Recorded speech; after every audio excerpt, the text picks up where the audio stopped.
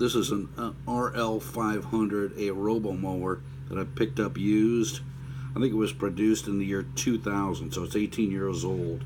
Now, when I'd gotten it, it had some damage here. There was a mouse nest up in here, and the mouse had chewed out the wires here. So when I went to turn it on, I found out that the sensor up front here that judges the wheel whether it's off the ground or not was not working, and this is the reason why.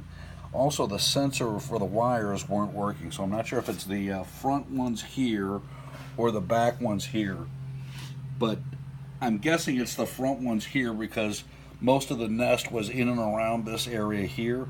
I've kind of cleaned this up. Now the wires are still kind of cut up a little bit, but I think if I get the wires wrapped, I'm going to try and repair it without replacing this part here on that. This part here comes with this, and all the wires that hook up to connect it for the sensors, and it's about $50 on there.